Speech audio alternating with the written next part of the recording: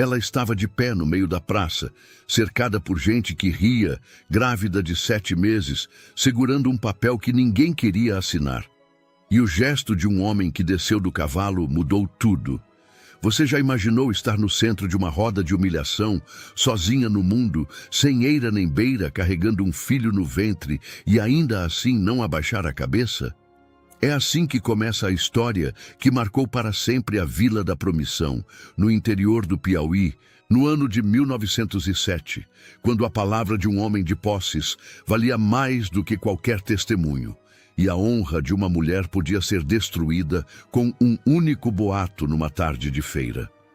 A cena era de partir o coração. O sol a pino sobre o calçamento de pedra, o cheiro de poeira vermelha misturado ao suor da multidão, e ali, no centro daquela roda de escárnio, uma jovem de 22 anos, chale surrado sobre a barriga redonda, tremendo de humilhação, mas recusando-se a ceder. Quando Eulália Soares levantou o queixo e olhou direto nos olhos do escrivão que ria dela, não sabia que um homem a observava de longe. E meu amigo, minha amiga, o que aconteceu no final dessa história deixou muita gente de boca aberta. Uma reviravolta que ninguém na região esperava e que revelou uma verdade guardada no papel amarelado de uma carta que mudaria não só 2 destinos, mas a história da vila inteira. Fique comigo, porque você vai entender porque aquela tarde de sol a pino foi o início de algo que nem a seca, nem a malícia, nem o tempo conseguiram apagar. Prepare o coração. Romance, dor, superação e um desfecho cheio de emoção estão só começando. Agora me diga, de que cidade você está assistindo essa história? E já se inscreva no canal, porque histórias como essa você só encontra aqui. O sertão do Piauí, em 1907, não era lugar de sonhos fáceis.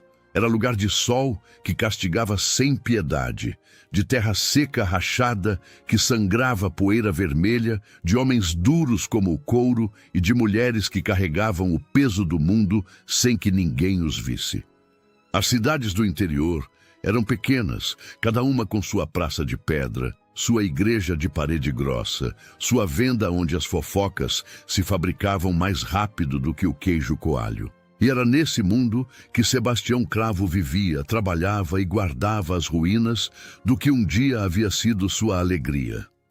Sebastião, o Bastião, como todos chamavam, embora ninguém ousasse usar esse apelido na frente dele, tinha 31 anos e havia se tornado, com o tempo e com a dor, um dos homens mais temidos e mais respeitados no raio de 10 léguas ao redor da Vila da Promissão. Não porque fosse cruel. Era porque era firme, alto, de ombros quadrados que carregavam anos de trabalho pesado, mãos calejadas que sabiam tanto arar a terra quanto segurar rédeas de cavalo bravio, e um olhar escuro, fundo, que as pessoas desviavam quando ele passava não por medo exatamente, mas por aquela sensação incômoda de estar sendo visto por dentro. No lado direito do queixo, uma cicatriz fina marcava sua face como um traço de lápis em papel lembrança da noite em que perdeu a esposa Clarinha.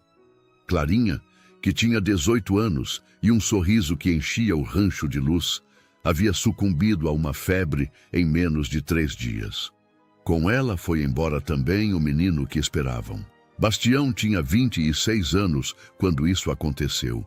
E a Vila da Promissão inteira viu um homem jovem entrar para o trabalho e não mais sair dele. A fazenda Raiz Brava era ao mesmo tempo seu orgulho e sua fortaleza. Havia herdado as terras do pai com pouca coisa além de dívidas e de um rebanho magro, e ao longo de 5 anos de trabalho duro, sem descanso, sem festa, construíra a maior propriedade no raio de 10 léguas. Os peões diziam que o patrão dormia menos do que o gado e acordava antes do sol, e não havia muita exageração nisso. Seus dias começavam no escuro, entre o mugido dos animais e o cheiro de café forte que Generosa, sua cozinheira de 40 anos, preparava sem ser pedida toda a madrugada. Os dias terminavam tarde, com Bastião no terreiro olhando o céu estrelado, como se esperasse resposta de uma pergunta que nunca fazia em voz alta. A cidade o via como homem que não precisava de ninguém. Poucos sabiam que o que ele tinha de sólido por fora escondia um vazio enorme por dentro. O tipo de vazio que se instala quando a vida leva embora aquela única pessoa que fazia tudo fazer sentido. Naquela tarde de março, o sol batia com a brutalidade de sempre no telhado do galpão, quando Bastião apertou as rédeas do carvão, seu cavalo baio de olhos escuros e testa larga, e desceu a Rua da Matriz em direção à cidade. Precisava de sal grosso, de cordas novas e de uma conversa com o ferreiro sobre um arado que estava falhando. Nada diferente do habitual. Entrava na cidade quando precisava, comprava o que devia comprar, não parava em botequim, não aceitava convite de ninguém. Era assim havia anos e não havia razão para mudar. O sol alaranjava as paredes brancas das casas, as galinhas ciscavam na calçada da venda do senhor Horácio e o cheiro de melado vindo da confeitaria da rua de baixo misturava-se ao pó da estrada. Bastião enxugou o suor do pescoço com o lenço e conduziu o carvão pelo passo largo e calmo que os dois conheciam de cor. Foi então que o som chegou. Não era um barulho qualquer. Era uma risada. Mas não a risada de quem festeja, era a risada de quem esmaga. Bastião conhecia a diferença havia muito tempo. Puxou as rédeas. O carvão parou. Olhou. Ali, no centro da Praça do Divino, havia uma roda de gente. No meio dela, uma jovem mulher de 20 e poucos anos, chale marrom sobre a barriga grávida de meses, segurava com as duas mãos um papel dobrado. O queixo estava erguido, os olhos marejados, mas firmes. Não havia nela o ar de quem implora, havia o ar de quem resiste, mesmo quando o mundo inteiro empurra. O escrivão Belarmino, sentado em sua cadeira de palha com ares de quem está fazendo um favor enorme à humanidade, devolvia o papel com 2 dedos como se fosse lixo, e a risada que saía dele se misturava com os cochichos em volta. "Vai procurar seu direito em outra praça, comadre", disse ele. E a roda ria junto. Algo dentro de Bastião reconheceu aquilo. Era a dignidade de quem perdeu tudo, mas não perde a si mesmo. Aquele queixo erguido no meio do escárnio era a coisa mais corajosa que ele havia visto em muito tempo. Desmontou. O som dos pés de Bastião batendo no calçamento de pedra fez o silêncio cair sobre a praça como um pano molhado. A roda abriu. Ele caminhou até a mulher sem olhar para os lados, sem dizer uma palavra para a multidão. Chegou até ela. Estendeu a mão. "Me dá o papel", disse com a voz baixa que todos sabiam ser mais perigosa que o grito. Eulália o encarou por um segundo e, naquele segundo, ele viu de perto o que de longe havia reconhecido olhos escuros de quem sofreu muito, mas não quebrou. Mãos que tremiam de indignação mais do que de medo. E uma determinação que não combinava com a fragilidade do corpo exausto. Ela lhe deu o papel. Bastião leu devagar, em silêncio. Dobrou.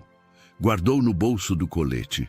Depois virou para o escrivão Belarmino e disse, em voz que não subia de tom, mas que cortava o ar como ferramenta afiada: "Segunda-feira você recebe essa senhora e registra o que ela pede, ou eu mesmo venho registrar." Belarmino abriu a boca, fechou, abriu de novo. Não saiu nada. Bastião se virou para a mulher. "A senhora tem onde dormir hoje?" Ela olhou para ele com uma mistura de surpresa e desconfiança que era compreensível. "Não", respondeu, a voz saindo mais fraca do que provavelmente pretendia. Ele simplesmente assentiu. "Então vem." E assim, sem que ninguém na Vila da Promissão entendesse muito bem o que havia acabado de acontecer, Eulália Soares, a viúva grávida que todos tinham rido de manhã até de tarde, partiu na garupa do homem mais temido do sertão. E naquele momento, sem que nenhum dos dois percebesse, o destino começava a costurar um laço que nem a dor futura conseguiria desfazer. Naquele primeiro momento no caminho da fazenda, os dois não trocaram muitas palavras. O carvão trotava no passo certo, levantando pequenas nuvens de poeira vermelha que o vento carregava para o lado. Eulália segurava levemente o colete dele, tentando ocupar o mínimo de espaço possível. Bastião podia sentir o cansaço nela, não apenas no corpo, mas no peso do silêncio que carregava. O sol descia atrás das caatingas e o céu assumia aquela cor de brasa que o sertão fazia com tanta naturalidade, como se o fim do dia fosse sempre um espetáculo, independente de tudo que havia acontecido antes. "Como a senhora se chama?" perguntou ele sem virar a cabeça. Eulália Soares." Ele não respondeu de imediato. "Bastião Cravo", disse afinal. E não disse mais nada até a porteira da fazenda. A fazenda Raiz Brava, naquela noite, recebeu uma hóspede pela primeira vez desde os tempos de Clarinha. Generosa, que estava varrendo o terreiro quando ouviram os cascos do carvão, parou a vassoura no meio do movimento e ficou olhando. Bastião desceu primeiro, estendeu a mão para ajudar Eulália a descer e disse apenas: "Generosa, arruma o quarto dos fundos. A senhora vai ficar uns dias." Generosa era a mulher que havia aprendido a não fazer perguntas desnecessárias. Olhou para a moça, o ventre avançado, o vestido gasto, o chale que começava a desfiar nas pontas, e sentiu naquela moça a mistura de dureza e fragilidade que só aparece em quem sobreviveu há muito. "Já vou preparar um caldo", disse ela, com o tom de quem resolve as coisas antes de entender tudo.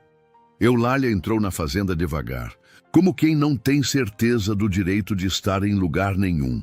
O rancho era simples, mas havia uma dignidade nele, a mesa de madeira bem esfregada, a lamparina pendurada no teto, lançando um amarelo quente sobre as paredes de taipa, o fogão a lenha onde Generosa já recolocava a panela. Cheirava a café e a madeira queimada, um cheiro que Eulália associava a coisas boas do passado e que naquela noite chegou com uma estranheza doce. Bastião puxou a cadeira de encosto alto e indicou para ela sentar. Ela sentou com aquela cautela específica de quem está grávida há muitos meses e cujo corpo já é uma negociação constante com a dor. "Fique à vontade aqui", disse ele. Depois de um silêncio que não era constrangedor, era apenas o silêncio de um homem que escolhe as palavras com cuidado. "Enquanto estiver nessa fazenda, ninguém te machuca. Não precisa ter medo de mim." Ela o olhou de frente pela primeira vez com alguma calma. "O senhor não me conhece", disse. "Não precisa de confusão por causa de mim." Bastião assentou os cotovelos na mesa e respondeu com uma simplicidade que não era arrogância. Era apenas o jeito dele. "Eu sei o suficiente. Vi como o senhor escrivão te devolveu aquele papel. Vi como você ficou de pé mesmo assim. Isso é o suficiente por enquanto." Naquela primeira noite, Eulália dormiu no quarto dos fundos com um cobertor limpo de algodão e o som distante do vento batendo nas folhas dos umbuzeiros. Não havia dormido num quarto de porta fechada com sensação de segurança em meses. O sono veio rápido e fundo, como quem finalmente encontra o chão. Os dias seguintes tiveram uma cadência estranha, aquela mistura de gratidão e desconforto de quem não está acostumado a receber sem ter o que oferecer em troca. Eulália levantava cedo, ajudava Generosa na cozinha antes que alguém pedisse. Varria o terreiro, remendava panos com a caixinha de costura que trazia consigo desde que saíra da casa do cunhado. Bastião, que aparecia cedo e desaparecia pelo trabalho da fazenda até o fim da tarde. Pouco dizia, mas havia nele uma atenção que ela percebia o jeito como chegava para o jantar e verificava com um olhar rápido se ela estava bem. O copo de água fresca que Generosa trazia sem que ninguém pedisse, e que a velha cozinheira deixava claro ser ideia do patrão, a vez que voltou da cidade com um pedaço de pano azul, sem dizer para quem era, e que generosa entregou a Eulália na manhã seguinte com um sorriso apertado. Os peões da fazenda, 5 homens de idades variadas que dormiam no galpão e trabalhavam com o gado, receberam a ordem do patrão com a seriedade que ele impunha em tudo. Respeito total. Nenhuma pergunta fora de lugar. Belmiro, o mais velho deles, um homem de 60 anos com bigode branco e a face curtida pelo sol, disse apenas ao companheiro mais novo: "O patrão sabe o que faz. Sempre soube." E ninguém mais tocou no assunto. Numa tarde da segunda semana, Eulália estava remendando na varanda quando Bastião chegou mais cedo. Havia um corte raso no antebraço dele, do tipo que acontece quando um arame farpado pega de surpresa. Ela levantou, entrou, voltou com um pano limpo e a bacia de água morna sem que ele pedisse. "Deixa eu ver isso", disse com uma firmeza natural que o surpreendeu. Ele estendeu o braço sem argumentar o que, para quem o conhecia, era em si uma pequena revolução. Enquanto ela limpava o corte com o cuidado de quem já tratou o ferimento antes, o silêncio entre eles tinha uma qualidade diferente de antes. Era um silêncio habitado. Dinho era ferreiro, ela disse sem tirar os olhos do curativo. Aprendi a tratar corte de metal desde os 16 anos. Bastião não respondeu, mas quando ela terminou e amarrou o pano, ele disse: "Obrigado", com uma voz que ela não havia ouvido nele antes, mais suave, com um trêmulo mínimo que desaparecia rápido, mas que estava lá. Foi naquela mesma noite que eles conversaram de verdade pela primeira vez. Generosa havia ido deitar mais cedo, reclamando de uma dor no joelho. A lamparina na mesa lançava um círculo de luz amarela sobre as 2 xícaras de café.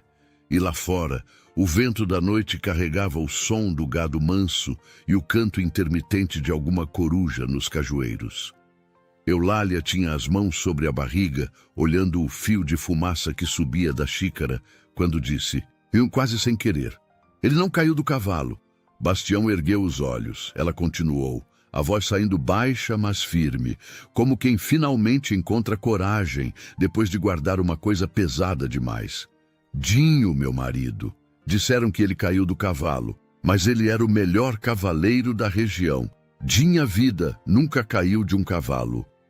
Bastião ficou quieto, ouvindo, e ela reconheceu naquele silêncio a tensão verdadeira, não o silêncio de quem aguarda que você termine para dar sua opinião, mas o silêncio de quem está colhendo cada palavra. Ela contou. Contou que Dinho era homem de boa índole, mas fraco diante do irmão Aristeu, que sempre havia mandado em tudo.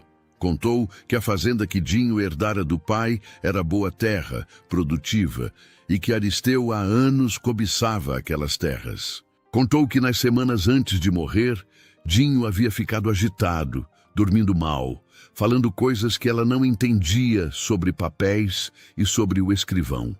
Contou que 4 meses após a morte do marido, Aristeu havia chegado com um monte de documentos que ninguém lhe explicou direito e que em menos de uma semana a fazenda, o gado e os móveis haviam deixado de ser seus. Contou da tarde na praça, do requerimento que ninguém queria assinar, do riso que a cobriu como poeira. Bastião ouviu tudo. Depois, ficou olhando a chama da lamparina por um tempo que pareceu longo. "Aristeu Soares", disse afinal. "Eu o conheço." Ela ergueu os olhos. Ele continuou, a voz medida. "É homem que sorri muito. Gente que sorri muito no sertão. Desconfio sempre." Eulália sentiu algo dentro do peito que não sentia havia muito tempo. A sensação de ter sido acreditada sem ter que implorar por isso. Foi então que ele contou da Clarinha. Não com muitas palavras, não com dramaturgia, contou do jeito dele, seco e honesto, como quem registra um fato doloroso, mas necessário. A febre, os 3 dias, o menino que não chegou a ver o mundo, o silêncio que ficou.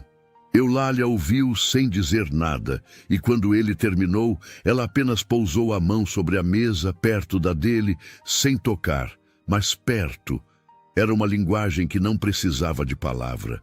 Você também perdeu muito, disse ela. Ele assentiu. A gente que perdeu muito, respondeu, tem uma maneira de reconhecer quem carrega o mesmo tipo de peso. Ela olhou para as mãos dele calejadas, marcadas, mãos que conheciam mais de trabalho do que de carinho, e pensou que havia no mundo uma certa injustiça em desperdiçar mãos assim na solidão. Naquela noite, quando Eulália voltou para o quarto dos fundos, havia algo de leve nos ombros que antes pareciam carregar pedra. E Bastião ficou na varanda mais tempo do que o habitual, olhando as estrelas, com um pensamento que não sabia bem nomear, mas que não era vazio. A Vila da Promissão não dormia com novidade. E a novidade de que Bastião Cravo havia trazido para sua fazenda uma viúva grávida de identidade desconhecida era do tipo que não ficava calada por mais de 48 horas. Na venda do senhor Horácio, o assunto já era o café da manhã de segunda-feira. Disseram que ele a trouxe da praça mesmo, em plena luz do dia, murmurou Dona Benedita, esposa do vigário, enquanto separava um fio de linha colorida com ares de quem está apenas comprando mercadoria. E grávida ainda, imagine. De quem, ninguém sabe. Horácio balançou a cabeça servindo a medida de arroz. Bastião sempre foi homem de fazer o que bem entendia, sem pedir licença a ninguém. Dona Benedita ergueu sobrancelha. Fazer o que bem entende é uma coisa, trazer mulher desconhecida para casa é outra bem diferente. Do lado de fora, 2 peões que haviam parado para amarrar o cavalo fingiam não estar ouvindo, mas ouviam. Assim o boato ganhava pernas. O coronel Assunção, senhor de engenho aposentado, que vivia nos fundos da mesma rua e que havia décadas acreditava que a função dele no mundo era emitir opiniões sobre a vida alheia, não tardou a aparecer na fazenda 3 dias depois. Chegou a cavalo, chapéu grande na cabeça, com ar de quem vem fazer uma visita de cortesia, mas na verdade vem investigar. Bastião o recebeu na varanda sem convidá-lo a entrar, o que já era em si uma posição. Bastião, meu rapaz, começou o coronel com o tom melado de quem vai dizer coisa difícil com palavras macias. A cidade está falando, você sabe como é o povo daqui, tudo vira conversa. Bastião ficou quieto, olhando para ele. O coronel continuou. Essa moça que você trouxe, ninguém a conhece, viúva, grávida, sem família declarada. Não estou dizendo nada. Estou só avisando que as famílias mais tradicionais estão estranhando. Bastião respondeu sem alterar o tom, sem apressar a fala. Muito obrigado pelo aviso, coronel. A moça é hóspede desta casa. Quem tem problema com isso tem o caminho livre para ter o problema em casa. O coronel foi embora sem o café que havia esperado ser convidado a tomar. Mas era Aristeu Soares que perdia o sono de verdade. Aristeu tinha 50 anos, papo cheio de quem come bem e dorme tranquilo, ou havia comido e dormido até então. Era homem de presença imponente, bigode bem aparado, terno de tecido bom mesmo no calor do sertão e o tipo de sorriso fácil que Bastião, conforme havia dito, desconfiava de imediato. Havia construído para si uma posição de respeito na vila. Era dono informal do cartório por meio de Belarmino, o escrivão que ele havia ajudado a conseguir o cargo anos atrás. E havia muito tempo movia os fios da política local com uma discrição que era, ao mesmo tempo, sua maior força e seu maior risco. A morte de Dinho havia sido conveniente demais. Os papéis do inventário haviam passado pela mão de Belarmino, que havia garantido que tudo estava em ordem. E a viúva grávida havia sido destituída de tudo, com uma facilidade que dependia, acima de qualquer coisa, de que ela não tivesse ninguém de peso ao seu lado. Ela agora tinha. Aristeu apareceu na fazenda numa tarde de quarta-feira, descendo do seu cavalo castanho, com o ar de quem tem todo o direito do mundo de estar em qualquer lugar que escolha. Bastião estava no terreiro consertando a dobradiça do galpão quando o viu chegar. Parou, esperou. Aristeu sorriu com a cordialidade de um homem que negocia. Bastião, que prazer! Vim fazer uma visita de homem para homem. Bastião apoiou o martelo no mourão da cerca e ficou onde estava, braços cruzados, sem ir ao encontro. Pode falar do onde você está, disse. Aristeu deu uma risada curta, como se aquilo fosse uma piada boa. Olha, vou ser direto. Essa moça que você está abrigando é cunhada minha. Assunto de família. Tenho direito e obrigação de saber como ela está. Bastião ficou um momento em silêncio, olhando para o homem com aquele olhar fundo que não revelava o que pensava. Se fosse assunto de família, disse afinal, ela teria família ao redor. Mas ela estava sozinha na praça, passando vergonha. Então não parece que é assunto de família, parece que é assunto dela. Aristeu apertou os lábios. O sorriso permaneceu, mas os olhos ficaram diferentes. Você está se metendo onde não foi chamado, Bastião. A voz saiu mansa, mas havia nela o fio de uma ameaça. Bastião descruzou os braços, apanhou o martelo de volta na mão e respondeu olhando direto para o outro. Ela está aqui porque quis ficar. Enquanto quiser ficar, fica, e você não tem nada a ver com isso. Aristeu ficou um longo segundo em silêncio. Depois deu as costas, montou no cavalo e foi embora pela estrada de terra, sem pressa. Mas Bastião viu na tensão das costas do homem uma raiva guardada que era mais perigosa do que a que ele havia mostrado. E meu amigo, minha amiga... Naquele momento, Bastião talvez não soubesse ainda a dimensão do que havia sido plantado. Mas o destino estava tecendo seus fios com paciência. E o que viria a seguir colocaria à prova não só a coragem dele, mas tudo o que havia de mais precioso naquelas semanas de encontro e de confiança, construída com o cuidado de quem aprende a tocar novamente em algo frágil, com as mãos acostumadas apenas ao trabalho pesado. As semanas que se seguiram tinham a textura dos dias, que parecem calmos na superfície, mas que carregam uma corrente forte por baixo. A barriga de Eulália crescia, os dias na fazenda ganhavam rotina, e algo entre ela e Bastião foi se transformando com aquela lentidão irreversível das coisas verdadeiras. Havia uma tarde em que Generosa adoeceu com uma gripe pesada e Eulália assumiu a cozinha sem que ninguém pedisse. Bastião chegou ao meio-dia para o almoço e encontrou a mesa posta com um feijão temperado de um jeito diferente, um cheiro de cominho e folha de louro que encheu o rancho de uma memória que ele não sabia que tinha. Sua avó usava louro no feijão? Perguntou ela, quando ele fez aquele silêncio diferente do habitual. Ele ergueu os olhos surpreso. Como você sabe? Ela sorriu levemente. É o jeito que você fechou os olhos quando sentiu o cheiro. Bastião ficou olhando para ela por um segundo e pela primeira vez em muitos anos sentiu o peito apertar de um jeito que não era dor. Havia também a noite em que o bezerro novo adoeceu. E Bastião ficou acordado no curral até a madrugada. Eulália acordou com o barulho dos mugidos e foi à janela. Viu a lamparina acesa no curral. Sem pensar muito, pegou o chale, apanhou a lata de café que Generosa deixava sempre pronta no fogão e foi. Chegou ao curral sem fazer barulho. Bastião estava ajoelhado ao lado do animal, monitorando a respiração, com aquela atenção de quem cuida sem esperar agradecimento. Ela pousou a lata de café no mourão. Vai ficar? Perguntou ela, baixinho, referindo-se ao bezerro. Vai, respondeu ele, sem tirar os olhos do animal. É mais susto do que risco. Ela se sentou num banco de madeira a poucos passos e ficou ali com ele, em silêncio, tomando o café frio do fim da noite, ouvindo os grilos e o vento nos cajueiros. Não falaram muito, mas quando a madrugada chegou e o bezerro se estabilizou, Bastião olhou para ela com aquele olhar que ficava um segundo mais longo que o necessário e disse, não precisava ter vindo.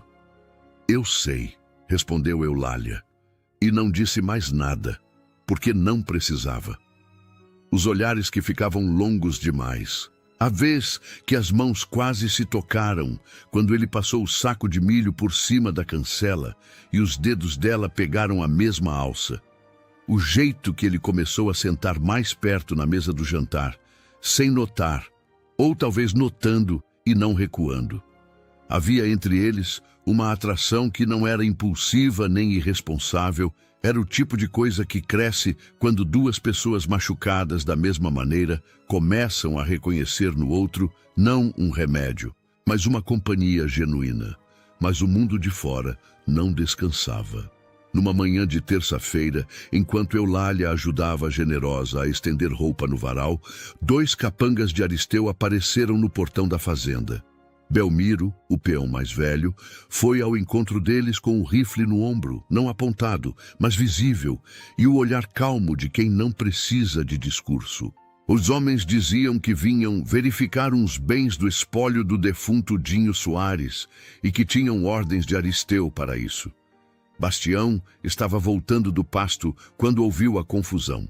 Chegou a cavalo, desmontou lento, ficou de pé entre os capangas e o rancho. Espólio do defunto está no cartório, disse, com a voz que não levantava, mas que não deixava dúvida. Não está nesta fazenda. Se tiver papel que diga o contrário, traz o papel. Sem papel, vocês se retiram agora. Os 2 homens olharam um para o outro, olharam para Bastião e foram embora. Mas Bastião ficou com o sabor amargo de quem sabe que isso não era o fim. E, de fato, não era. Naquela mesma semana, chegou ao conhecimento de Bastião que o juiz de paz Martiniano Furtado, compadre de batismo de Aristeu Soares, o mesmo que havia sancionado o inventário questionável da fazenda de Dinho, estava sendo pressionado por Aristeu a emitir uma ordem oficial. Uma ordem que determinaria a retirada de Eulália da fazenda de Bastião sob a alegação de conduta duvidosa de pessoa em habitação de homem solteiro em afronta à moral pública. O texto era uma farsa de linguagem formal, mas tinha potencial legal suficiente para criar problema sério. Bastião ficou sabendo por Silvino, um tropeiro que passava regularmente pela fazenda e que tinha o hábito de trazer notícia junto com a carga. Aristeu quer tirar o seu apoio debaixo dela, Bastião, disse Silvino enquanto amarrava as bruacas no lombo da mula. Sozinha, ela não tem como brigar. Bastião ficou ouvindo, a mandíbula travada, os olhos para o horizonte. Sozinha, ela não estava mais, respondeu. Naquela noite, Bastião sentou na varanda até tarde. Havia algo fermentando dentro dele que não era só indignação por uma injustiça, era algo mais pessoal, mais fundo, que ele tentava nomear com a mesma dificuldade com que se tenta segurar água com as mãos. Ele havia começado aquilo por princípio, por não tolerar o tipo de crueldade gratuita que havia visto na praça. Mas havia chegado a um ponto, em algum dos dias que se passaram, em que o princípio havia ganhado um rosto, e o rosto tinha olhos escuros e firmes, e mãos que tratavam ferimento com cuidado, e uma forma de fazer café que enchia o rancho de uma presença que ele não havia sentido em 5 anos. Quando Eulália saiu para a varanda às 10 da noite com uma xícara de erva cidreira, encontrou-o lá. "Não consegue dormir?" perguntou ela. "Tenho muita coisa para pensar", respondeu ele. Ela se sentou na cadeira ao lado, passou os dedos pelo chale com aquele gesto automático de quem pensa enquanto as mãos ficam ocupadas. "Aristeu não vai parar", disse ela, não como acusação nem como medo, como uma observação de quem já conhece o tipo. Bastião assentiu. "Não vai. Tem coisa que ele não quer que apareça, e quanto mais o tempo passa, mais nervoso ele fica." Ela ficou em silêncio um momento. "Dinho guardou uma carta", disse então, com uma voz que saiu um pouco mais devagar. Bastião virou o rosto para ela. Eulália continuou. "Deixou com o padre Honório uma carta para mim.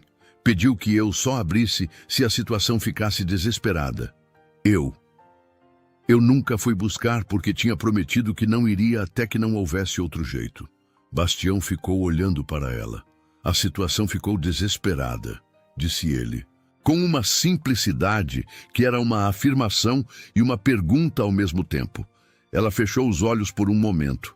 Ficou, respondeu. 3 dias depois, Aristeu Soares obteve a ordem do juiz de paz Martiniano Furtado. O papel chegou de madrugada, entregue por um mensageiro que bateu no portão da fazenda antes do sol aparecer. Generosa foi quem atendeu. Recusou-se a acordar o patrão naquela hora e colocou o papel em cima da mesa da cozinha. Bastião o encontrou de manhã com o café ainda na mão. Leu devagar até o fim.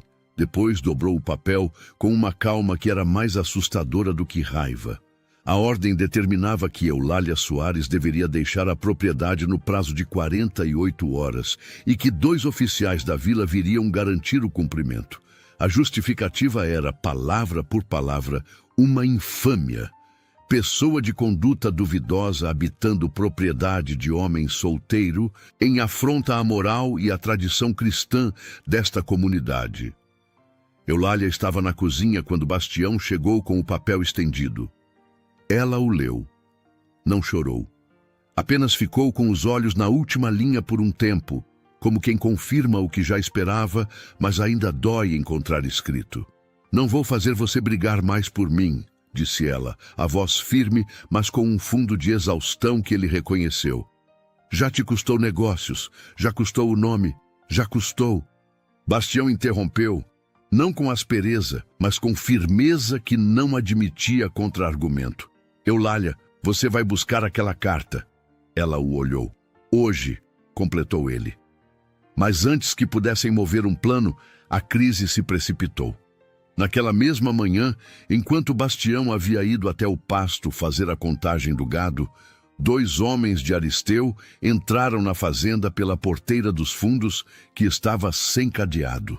Generosa tentou barrar a passagem e recebeu uma empurrada que lhe deu um corte raso no braço de um anzol de metal que um dos homens carregava no cinto. Os 2 vararam a casa rapidamente, verificaram gavetas, vasculharam o quarto de Eulália. Quando foram embora, levavam consigo o único documento original que ela possuía: a certidão de casamento com Dinho Soares, o papel que provava quem ela era e que direito tinha. Bastião chegou encontrando Generosa com o braço amarrado e Eulália sentada à mesa, com as mãos sobre o ventre e os olhos fechados, respirando devagar, como quem organiza a tempestade interior para não deixar aparecer. Eles levaram, disse ela quando ele entrou. A certidão era o único original. Bastião ficou de pé no meio da cozinha por um momento que pareceu durar mais do que ele era. Depois foi até ela, sentou ao seu lado, colocou a mão sobre a dela. Ficou quieto. Ela abriu os olhos e olhou para aquela mão calejada e larga sobre a dela, e algo dentro dela tomou uma decisão que havia adiado demais. Vou buscar a carta do padre Honório, disse ela. Agora. Bastião estava prestes a responder quando ouviram os cascos na estrada. Pela janela da cozinha, viu uma mula mansa chegando devagar. E em cima da mula, o padre Honório, com um envelope amarelo na mão. O padre desceu com a agilidade de quem está com pressa há horas. Entrou na cozinha, colocou o envelope na mesa, sentou. O rosto carregava o peso de quem não dormiu. Eu li a carta, disse ele, olhando para Eulália com uma seriedade que não era julgamento, era cuidado. Sei que não era para mim, mas quando soube o que Aristeu estava tramando, precisei saber o que Dinho escreveu. Eulália não reclamou, apenas acenou com a cabeça. Padre Honório continuou, a voz descendo de tom, mas carregada de urgência. Dinho sabia que ia morrer, ou que algo poderia acontecer a ele. Escreveu tudo aqui, a falsificação dos papéis de cessão de terras, a cumplicidade do Belarmino e o nome de um homem que viu tudo, Zé Lúcio, o tropeiro. Bastião ergueu os olhos. Zé Lúcio passa aqui todo mês, disse. Padre Honório assentiu. Eu o encontrei esta manhã na saída da vila. Ele concordou em falar. O silêncio que caiu sobre a cozinha tinha uma qualidade diferente de todos os silêncios anteriores. Era o silêncio de quando as peças finalmente encaixam. Eulália pegou o envelope, abriu devagar, tirou as folhas escritas com a letra miúda e inclinada que ela conhecia de cor. Leu em silêncio. Quando terminou, dobrou as folhas com um cuidado reverente, como quem manipula algo sagrado, e guardou dentro do xale. Estava com os olhos marejados, mas não chorou. Ele sabia, disse apenas. Ele sabia tudo. Bastião ficou de pé, chapéu na mão, olhando para ela. Havia naquele olhar tudo o que ele não estava pronto para dizer em palavras, mas que já não cabia dentro de silêncio. Depois virou para o padre. Amanhã de manhã, Praça da Vila. Padre Honório assentiu. Amanhã. Ninguém na Vila da Promissão jamais esqueceria aquela manhã de terça-feira. O céu estava limpo, sem uma nuvem. O sol ainda suave da manhã cedo, mas já prometendo o calor do dia. E a praça estava com o movimento habitual de quem vai à venda, à missa das 7, ao curtume. A vida seguia o passo de sempre, até que Bastião Cravo entrou na praça pelo lado da Rua da Matriz, a cavalo, com Padre Honório do seu lado e Zé Lúcio do outro, e o passo firme do carvão no calçamento fez o som que faz quando se sabe que algo está para mudar. Aristeu Soares estava encostado na entrada do cartório, conversando com 2 vereadores e com aquele sorriso de quem acabou de ganhar uma partida. Tinha recebido a notícia de que os oficiais confirmariam a ordem de retirada naquela tarde. Estava satisfeito. Quando viu Bastião, o sorriso ficou no rosto, mas os olhos mudaram. Bastião desmontou no centro da praça. Padre Honório desceu da mula. Zé Lúcio ficou parado, o chapéu amassado na mão, com aquela expressão de homem que tomou uma decisão difícil e está se agarrando a ela para não mudar de ideia. A praça começou a encher sem que ninguém tivesse anunciado. Nada era o sertão, onde o olho é rápido e a curiosidade é mais rápida ainda. Padre Honório, disse Bastião, com a voz que alcançava sem precisar gritar. O senhor tem a palavra. O padre abriu a garganta, ergueu o envelope amarelo e começou.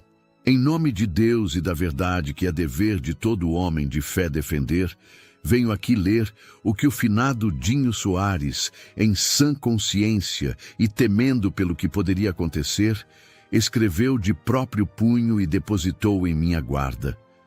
A praça havia parado, as mulheres com as cestas na mão, os homens da venda no batente da porta, o ferreiro com o martelo no ar. Padre Honório leu a carta inteira, com aquela voz de quem já leu missas em latim para 500 pessoas, e sabe como dar peso a cada sílaba. Dinho escrevia que havia descoberto que o irmão Aristeu falsificara sua assinatura num papel de cessão de terras, com a ajuda do escrivão Belarmino, e que temia pela própria vida. Nomeava Zé Lúcio como testemunha do que havia visto. Aristeu deu um passo à frente. Isso é calúnia, disse, a voz ainda controlada, mas já com uma rachadura. Papel de defunto não prova nada. Esse padre pode ter escrito isso ontem. Zé Lúcio, que estava do lado, tirou o chapéu da mão e deu um passo à frente. Era um homem de 40 e tantos anos, rosto marcado de estrada, com os olhos de quem carregou o segredo por tempo demais. Eu vi, disse ele com uma voz que não era de orador, mas que era de quem não tem mais nada a perder. Vi Aristeu e o Belarmino na mesa do cartório, uma noite. Vi o papel sendo assinado com a mão do Belarmino, não com a do Dinho. Calei porque tinha medo, não vou calar mais. O silêncio da praça era o tipo de silêncio que acontece quando uma verdade dita em voz alta vai encontrando cada par de ouvidos e vai se assentando, pesada e irrefutável. Aristeu tentou falar mais alto, apelar para os vereadores que estavam ao seu lado, invocar sua posição, sua respeitabilidade, sua história na vila. Mas cada palavra que saía dele soava mais oca do que a anterior, porque havia uma carta escrita pela mão de um homem morto e a voz de uma testemunha ao vivo. E contra essa combinação, o sorriso de quem acredita que posição é proteção não tinha o menor poder. Bastião estava de pé no centro da praça quando Eulália chegou. Havia vindo a pé da fazenda, com Generosa ao lado, o xale cruzado sobre a barriga grande, os olhos firmes. Caminhou até o centro da praça e ficou ao lado de Bastião sem dizer nada. Ele olhou para ela por um segundo, e o que havia naquele olhar era reconhecimento, não o reconhecimento de quem encontra alguém que conhece, mas o de quem encontra onde quer estar. Esta mulher, disse Bastião então, a voz alcançando toda a praça, é viúva legítima de Dinho Soares, proprietária de direito do que o marido deixou e hóspede desta fazenda enquanto quiser ser. Quem tiver dúvida sobre isso, fala agora. A praça ficou em silêncio. Dona Benedita, que tantas manhãs havia cochichado na venda, não disse nada. O coronel Assunção olhou para o chão. Os dois vereadores que estavam com Aristeu deram um passo discreto para o lado, daquele jeito de quem tenta não ser visto junto de quem está caindo. Belarmino, confrontado pelo próprio Padre Honório na frente de todos, não disse uma única palavra. Ficou pálido, e o silêncio dele disse mais do que qualquer confissão. Naquele momento, quando a verdade finalmente brilhou mais forte do que qualquer mentira, não havia mais como negar. Eulália Soares não era o que a cidade a julgara ser, e Bastião Cravo não era apenas o homem que a salvou, era o homem que a escolheu, antes mesmo de saber de qualquer herança, de qualquer carta, de qualquer verdade guardada em envelope amarelo. Era coragem que reconhece coragem, e todos ali sabiam. O delegado Arlindo não perdeu tempo. Aristeu foi preso ainda naquela tarde, no meio da praça, antes que tivesse tempo de mandar buscar o cavalo. A acusação era grave. Falsificação de documentos, apropriação indébita e a morte suspeita do irmão, que ganhava agora uma investigação nova, mais séria, com o peso de uma carta de próprio punho do defunto, apontando o medo que sentia. Os dois capangas que haviam invadido a fazenda Raiz Brava foram identificados e presos no dia seguinte.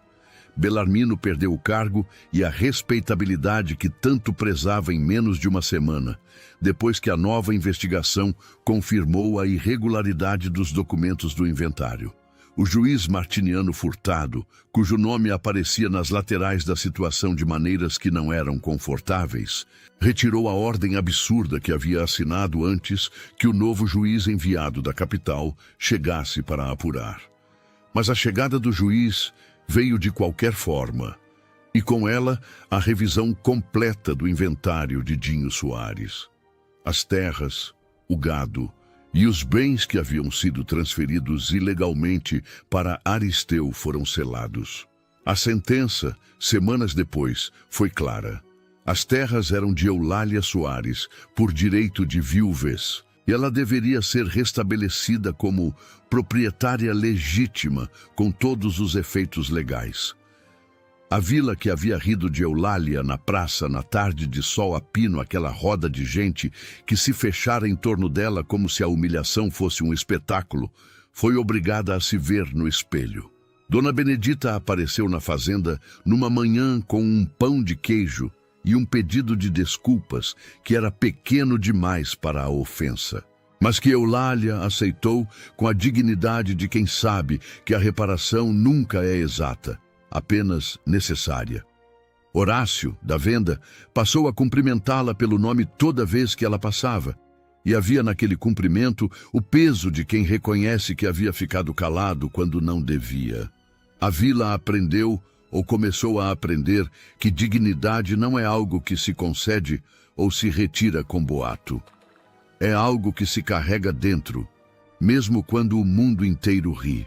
As terras de Dinho Soares foram devolvidas a Eulália por determinação do novo juiz. Ela as olhou numa tarde em que foi visitar o que havia sido dela, com aquela mistura de tristeza e alívio de quem reencontra algo que pensou perdido para sempre. Havia capim tomando conta, cercas arrebentadas, a casa principal fechada e empoeirando. Era uma herança de trabalho, não de fortuna, mas era sua. Bastião ficou ao seu lado naquela tarde, olhando as terras que pertenciam a ela. Não disse nada por um bom tempo, os dois de pé no pasto seco, o vento carregando o cheiro de capim queimado e de terra que precisava de chuva. "Você vai querer voltar para cá?" perguntou ele afinal. Eulália ficou olhando para o horizonte, depois virou o rosto para ele, e havia nos olhos dela uma clareza que ele reconheceu como a mesma que havia visto na praça aquela tarde, mas sem o peso de antes. "Vou arrendar", disse ela. "A terra precisa de mãos, mas eu não quero morar longe da raiz brava." Bastião ficou quieto. O coração bateu diferente. "Não precisa", disse ele, com a voz que ela já havia aprendido a distinguir, aquela que era mais suave que o habitual, que aparecia quando ele estava sendo mais verdadeiro do que o costume. Foi numa tarde de fim de semana, com o sol já descendo e o céu assumindo aquelas cores de laranja e rosa que o sertão faz tão bem, que Bastião encontrou Eulália sentada na varanda com o menino recém-nascido nos braços. O parto havia acontecido na manhã seguinte à da praça, como se o corpo de Eulália tivesse esperado a tormenta passar para trazer o filho ao mundo. Generosa havia assegurado que tudo correu bem. E, de fato, correu um menino saudável, de olhos escuros que ainda não sabiam bem para onde olhar, mas que buscavam o rosto da mãe com aquela confiança total dos recém-nascidos. Bastião parou na entrada da varanda. Ela levantou os olhos. O menino dormia, o rosto miúdo amassado no xale azul. "Como vai chamar?" perguntou ele, a voz mais suave do que ela havia ouvido nele em qualquer outro momento. Eulália olhou para o filho, depois para ele, e havia no olhar dela uma ternura que incluía os dois. "Dinho", disse, "por causa do pai." Bastião assentiu, com aquele assentimento devagar de quem respeita. Ela continuou. "E Sebastião?" Ele ficou completamente quieto. "Por causa de quem não deixou ele nascer sozinho no mundo", completou ela, a voz embargando levemente nas últimas palavras, mas os olhos firmes, olhando direto para ele. Bastião ficou de pé por um momento que parecia não querer acabar. Depois, desceu os degraus da varanda e foi até a velha gameleira que ficava na entrada da fazenda, uma árvore que havia ficado seca durante meses, que Generosa havia lamentado sem deixar cortar, dizendo que árvore velha sempre volta. Ficou ali por um minuto, encostado no tronco, olhando o céu. Quando voltou para a varanda, Eulália ainda estava lá, o menino dormindo. O cheiro de leite e sabão misturado ao vento da tarde. "Eulália", disse ele, ficando de pé na frente dela, o chapéu na mão, aquela postura de quem vai dizer algo importante e sabe que não pode retroceder depois. Ela ergueu os olhos para ele. Bastião respirou fundo. "Eu não te trouxe para cá por pena", disse. "Eu te trouxe porque reconheci em você algo que eu não enxergava em lugar nenhum há muito tempo. Vi você de pé no meio daquela roda e pensei, essa mulher não vai quebrar, não importa o que venha. E eu estava cansado de viver cercado por coisas que já tinham quebrado." Ela ficou quieta, ouvindo, o menino ainda dormindo no colo. Bastião continuou, a voz mais firme agora, com aquela firmeza que era a forma que ele tinha de ser vulnerável. "Não sei falar bonito, nunca soube. Mas sei o que sinto, e o que sinto é que essa fazenda não tinha sentido antes de você aparecer nela, e que Dinho Sebastião vai precisar de um homem que fique ao lado dele e da mãe dele. Se você quiser que eu seja esse homem." O silêncio que veio depois tinha a qualidade do tipo que acontece antes de uma chuva grande carregado, esperando. Eulália olhou para ele por um longo momento. Havia nos olhos dela lágrimas que não caíam, seguradas por aquela força que ela havia aprendido a cultivar ao longo de todos os meses de luta. Quando falou, a voz saiu clara. "Bastião Cravo, você desmontou do cavalo quando o mundo inteiro ficou assistindo. Me deu a mão quando eu já não tinha mais onde segurar.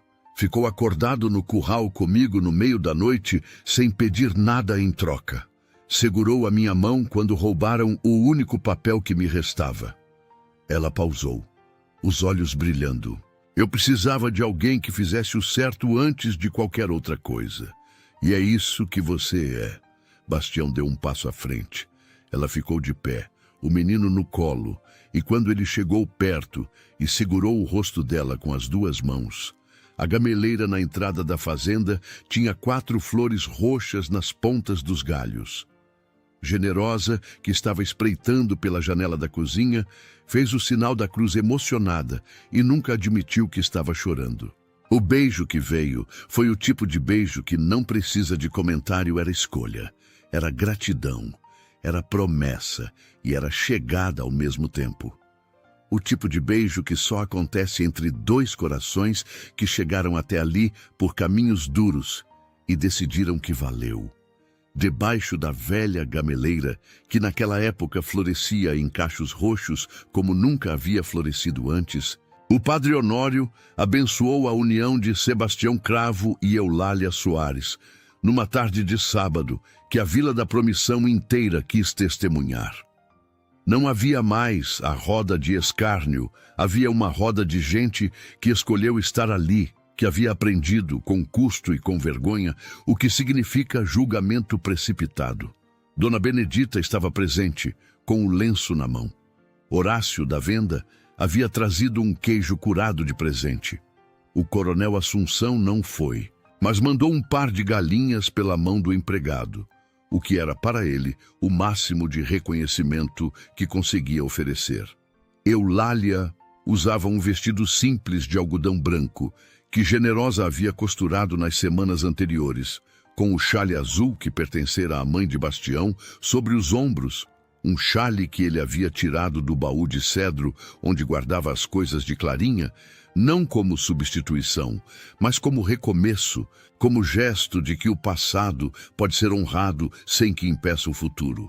Bastião estava de camisa branca limpa e chapéu na mão, os ombros largos um pouco mais relaxados do que o habitual, como o homem que finalmente pôs no chão um peso que carregava há tempo demais. Belmiro, o peão mais velho, estava na primeira fila com o chapéu de palha amassado no peito e os olhos marejados que ele fingiu serem do sol. Os outros peões estavam ao lado dele, limpos e quietos, com aquela solenidade que os homens do campo guardam para os momentos que sabem que vão lembrar. O bebê Dinho Sebastião dormia num berço improvisado de madeira que Bastião havia lixado e pintado de branco durante a semana, ao lado do altar improvisado debaixo da árvore. Padre Honório leu os votos com a voz que já havia lido a carta do defunto na praça, mas agora com um peso diferente, um peso de continuação, de que as histórias que começam com dor podem chegar a um lugar bom. Você aceita esta mulher como sua companheira, prometendo cuidar dela e do filho que chegou junto com ela nos dias bons e nos dias difíceis, com trabalho e com verdade? Perguntou o padre. Bastião não hesitou um segundo. Aceito. E quando o padre perguntou a ela, Eulália olhou para Bastião, não para a gameleira, não para o padre, não para a multidão e disse: aceito. Com a firmeza de quem sabe exatamente o que está escolhendo. A festa foi simples como tudo naquele mundo. Generosa havia assado um leitão desde a madrugada. Havia fubá com leite, havia um bolo de milho que ficou um pouco queimado de um lado e que todo mundo comeu assim mesmo sem reclamar. O tropeiro Zé Lúcio, que havia arriscado muito ao falar na praça e que havia se tornado uma presença respeitada na fazenda desde então, tocou uma sanfona de 8 baixos por horas, e mesmo Bastião, que nunca havia sido de dança, fez um giro com Eulália debaixo da gameleira enquanto o bebê dormia no berço. Havia naquele terreiro de terra batida, naquela tarde de sábado, algo que a Vila da Promissão não havia sentido em muito tempo. A leveza específica de quando a injustiça é corrigida e as pessoas certas podem simplesmente ser felizes. O tempo passou com a generosidade que tem quando as coisas estão finalmente no lugar certo. 6 meses depois do casamento, a fazenda Raiz Brava havia mudado de um jeito que quem a conhecia notava, mas não conseguia bem explicar. Não eram reformas grandes, eram as pequenas marcas de uma casa que tem gente dentro de verdade.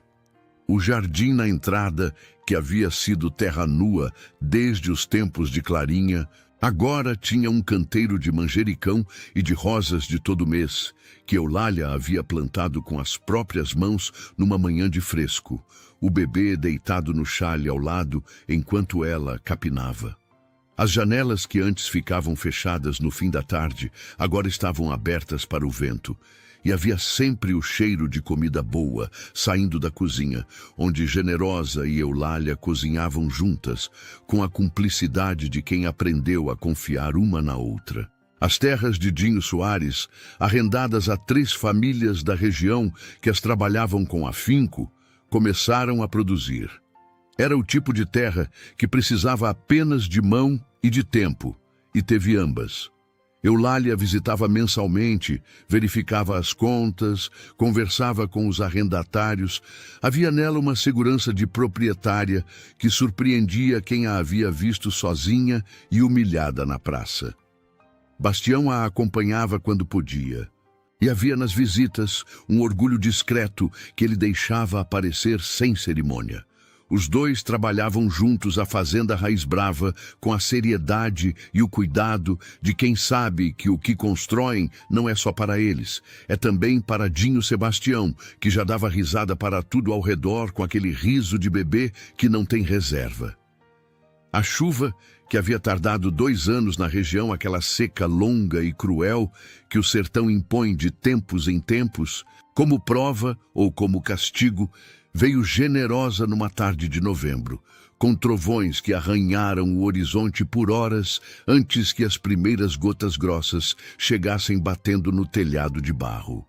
Bastião e Eulália estavam na varanda quando começou, e os dois ficaram ali, molhados, assistindo a água finalmente chegando ao pasto seco, ao milharal ameaçado, à terra que rachava de sede. Ela pegou a mão dele. Ele não retirou. O bebê, no berço dentro de casa, resmungou com o barulho do trovão, e Generosa correu para acalmá-lo, rindo sozinha de felicidade. A Vila da Promissão contava aquela história de diferentes formas, dependendo de quem contava. Alguns a chamavam de história do fazendeiro que desceu do cavalo, outros da história da viúva que não abaixou a cabeça. Zé Lúcio, quando passava pela fazenda e era convidado para o café, dizia que era a história de como uma carta guardada por um padre e a coragem de um homem morto haviam desmascarado um mentiroso e devolvido a verdade aos seus donos. Generosa dizia que era a história das flores da gameleira, que voltaram a florir no dia certo. Talvez todos estivessem certos. As histórias verdadeiras têm essa qualidade e comportam muitas versões, porque tocam muita gente de jeitos diferentes. Mas havia uma coisa em que todos concordavam. Eulália Soares havia entrado na Praça do Divino sozinha, cercada de escárnio, segurando um papel que ninguém queria assinar, com um filho no ventre e nada mais. E havia saído de tudo aquilo com a herança de volta, com a verdade finalmente dita, e com o amor de um homem que a havia escolhido antes de saber que havia herança, antes de saber que havia carta, antes de saber qualquer coisa além do que viu. Uma mulher que ficou de pé quando teria razão de cair, e que ergueu o queixo quando teria desculpa para baixar a cabeça. E Bastião Cravo, que havia entrado na vila naquela tarde apenas para comprar sal grosso e cordas novas, havia descoberto que as coisas mais importantes da vida chegam sem aviso, na forma de um som de risada que não deveria ser risada, de um papel estendido, de 2 pés que tocam o calçamento de pedra e caminham em direção ao lugar certo. E assim termina a história de Eulália, Bastião e Dinho Sebastião, uma história que começa com dor e injustiça e chega a um lugar de amor e verdade por caminhos que ninguém teria sabido desenhar de antemão. Onde havia escárnio, floresceu o respeito. Onde havia solidão, chegou companhia. Onde havia mentira guardada em cartório, veio a verdade escrita pela mão de um homem que amava a esposa mais do que temia o irmão. A Vila da Promissão aprendeu, naquela semana de terça-feira a terça-feira, que dignidade não é algo que os outros concedem, é algo que se carrega dentro, mesmo quando o mundo inteiro ri. E que coragem que reconhece coragem é a base mais sólida que existe para qualquer coisa que se queira construir. Às vezes, o destino coloca na nossa porta aquilo que mais precisamos, mesmo quando não estamos preparados. A vida é cheia de perdas, mas também de reencontros, cheia de despedidas, mas também de reviravoltas que nos devolvem a esperança. E, acima de tudo, cheia de possibilidades para quem tem coragem de ficar de pé, mesmo quando teria desculpa para não ficar. Agora me diz, o que você achou desse final emocionante? Deixe nos comentários a sua opinião, ela é muito importante para nós. E de que cidade você está assistindo essa história? Escreve aqui embaixo que eu quero saber. E se essa história tocou seu coração, deixe o like, esse gesto simples faz toda a diferença para o canal. Se inscreva no canal e ajude a gente a chegar aos 100. Zeros e zeros inscritos, porque toda semana tem história nova esperando por você. Compartilhe o vídeo para que outras pessoas também sintam essa lição de vida tão bonita. Quem sabe tem alguém do lado de quem precisa ouvir que vale a pena ficar de pé e não vai embora agora. Clique na próxima história porque tem muita narrativa emocionante da época esperando por você. Nos vemos lá.